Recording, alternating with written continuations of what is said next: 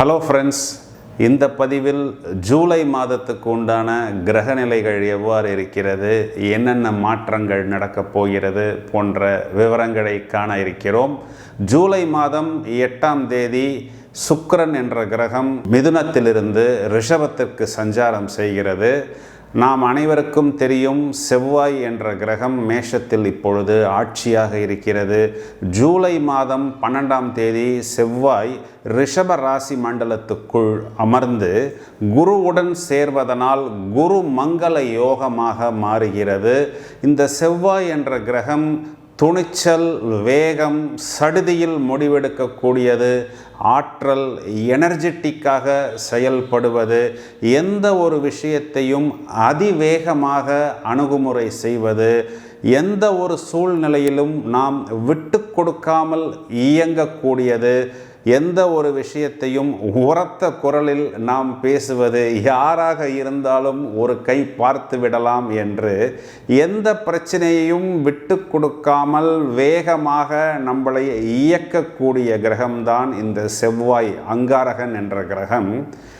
இந்த குரு என்ற கிரகத்தை நாம் எடுத்துக்கொண்டால் மிகவும் நிதானமாகவும் மிகவும் அறிவாளியாகவும் ஒரு வம்பு தும்புக்கு போகாமல் நாசுக்காக பிரச்சனையே வேண்டாம் என்று ஒதுங்கி எந்த ஒரு பெரிய பிரச்சனையாக இருந்தாலும் அதனை அழகாக லாவகமாக பேசி மற்றவருக்கு வழிகாட்டக்கூடிய ஒரு வாத்தியார் போல், ஒரு குரு போல் செயல்படக்கூடியது தான் இந்த குரு என்ற கிரகம். இந்த இரண்டு கிரகமும் சேரும் பொழுது இதற்கென்று சில யோகங்களும் உண்டு, சில தோஷங்களும் உண்டு. இருந்தாலும் இது குரு மங்கள யோகம் என்று ஒரு சுப யோகமாகத்தான் கருதப்படுகிறது.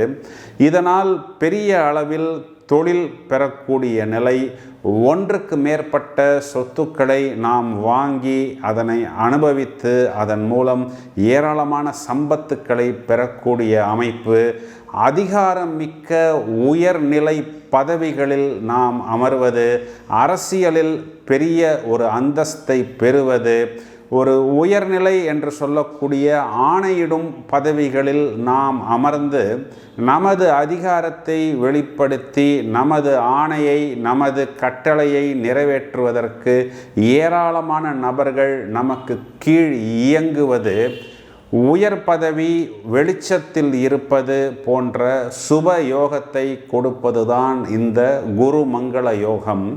இந்த குரு மங்கள யோகம் என்பது இந்த மாதத்தில் ஒரு சில ராசிகளுக்கு ஒரு பெரிய ப்ளஸ் பாயிண்டாக அமைகிறது. மறுபக்கத்தில் கடகத்தில் புதன் இந்த மாதம் முழுவதுமே அமர்ந்திருக்கிறது. ஜூலை மாதம் 8ஆம் தேதி முதல் கிட்டத்தட்ட அந்த மாத கடைசி வரை புதன் சுக்கிரன் கூட்டணி கடக ராசியில் அமர்கிறது. நாம் ஏற்கனவே சொன்னது போல் இந்த புதன் சுக்கிரன் கூட்டணி என்பது ஒரு இளமை மாறாத தோற்றம், அஷ்ட ஐஸ்வர்யங்களை பெறுவது, மிகவும் வேகமாகவும் புத்திசாலித்தனமாகவும் மற்றவர்களை ஈர்க்கும் விதத்தில் நாம் செயல்படுவது. இந்த கூட்டணியானது ஒரு சில ராசிகளுக்கு ஒரு நல்ல அந்தஸ்தை, ஒரு நல்ல அபிவிருத்தியை ஏற்படுத்துவதற்கு தயாராக இருக்கிறது. எந்த ராசிக்கு என்ன மாற்றங்கள் ஏற்பட போகிறது? ஜூலை மாதம் 16ஆம் தேதி சூரியன் என்ற கிரகம் மிதுனத்திலிருந்து கடகத்திற்கு சஞ்சாரம் செய்ய இருக்கிறது. இதைத்தான் ஆடி மாதத்தின் தொடக்கம் என்றும் தக்ஷிணாயன புண்ணிய காலத்தின் தொடக்கம் என்றும் சொல்லப்படுகிறது. இந்த கிரக அமைப்புகள் எந்த ராசிக்கு எந்த மாதிரி அனுகூலமான பலன்களை கொடுப்பதற்கு தயாராக இருக்கிறது என்பதை இப்பொழுது விரிவாக காண இருக்கிறோம். கடகராசி, கடகத்துக்கு நான் பலன் சொல்ல வேண்டிய தேவையே இல்லை. என்ன சார் இப்படி சொல்லிட்டீங்களே அப்படிங்கிறது தானே நீங்கள் கேட்குறீங்க. ஜூலை மாதம் பிறக்கும் பொழுதே ராசியில் புத்திசாலித்தனத்தை குறிகாட்டக்கூடிய புதன் என்ற கிரகம் அமர்ந்திருக்கிறது. பிறகு இதே ஜூலை மாதம் 8ஆம் தேதி ராசியில் புதன் சுக்கிரன் கூட்டணி, இதை ஒரு அட்ராக்டிவ் மேக்னெட் என்று கூட சொல்லலாம். போகிற இடத்திலெல்லாம் ஒரு அட்ராக்ஷன், ஒரு புத்திசாலித்தனம், ஒரு தனி வசீகரம் அவர்களது முகத்தில் நமக்குத்தான் இப்படி ஒரு தோற்றமா, இப்படி ஒரு பொலிவு இதுக்கு முன்னாடி ஃபேமிலி ஃபோட்டோவில் கூட இல்லையே, வெட்டிங் டைமில் கூட இவருடைய ஃபோட்டோ டல்லாகத்தானே இருந்தது, இப்போ இன்னும் இவ்வளவு அட்ராக்ஷனாக நீங்கள் இருக்கிறீங்க என்று உங்களது மனைவியே உங்களை பார்த்து கேள்வி கேட்கக்கூடிய ஒரு காலகட்டம். ஏனென்றால் இந்த சுக்கிரன் என்பது ஒரு ஈர்ப்பை கொடுக்கக்கூடியது, ஒரு குதூகலத்தை கொடுக்கக்கூடியது, ஒரு குஷியை கொடுக்கக்கூடியது. புதனும் சுக்கிரனும் இங்கு கூட்டணி. சரி, 11ஆம் இடம் என்று சொல்லக்கூடிய லாபஸ்தானத்தில் குருமங்கள யோகம் என்பது இவர்களுக்குத்தான் முதல் தரமான ராஜயோகத்தை கொடுக்கிறது. ஏனென்றால் இந்த அஷ்டம சனி என்பது வந்த பிறகு கடகராசிக்காரர்கள் எந்த அளவுக்கு சின்ன பின்னம் ஆனார்களோ அந்த அளவுக்கு இவர்கள் எங்கே தோத்தார்களோ அதே இடத்தில் இப்பொழுது இவர்கள் ஜெயிக்கக்கூடிய ஒரு காலகட்டமாக இருக்கிறது. ஜீவனாதிபதி சுகஸ்தானாதிபதி செவ்வாய் இங்கு பாக்யாதிபதி குருவுடன் சேர்ந்து லாபத்தில் அமர்ந்து சொந்த வீட்டை பார்க்கிறார். கடகத்துக்கு 5ஆம் அதிபதி செவ்வாய், 9ஆம் அதிபதி குரு, 5-9 கூட்டணி 11ஆம் இடத்தில் அமர்வதனால் இவர்களது குழந்தைகள் சம்பந்தப்பட்ட விஷயமாக இருந்தாலும், இவர்களை இடம் பூமி சம்பந்தப்பட்ட விஷயங்களாக இருந்தாலும் லாபஸ்தானம் என்பது வலுப்பெறுகிறது. இந்த லாபஸ்தானம் என்பது ராசியாதிபதி எந்த வீட்டில் உச்சமடைகிறதோ அந்த வீட்டைத்தான் இங்கு லாபஸ்தானமாக வந்து அமர்கிறது. மேலும் ராசியில் சூரியன் தனஸ்தானாதிபதி ராசியில் வந்து அமர்வதனால் இவர்களுக்கு ஒரு தெளிவான போக்கு என்பது ஏற்படும்.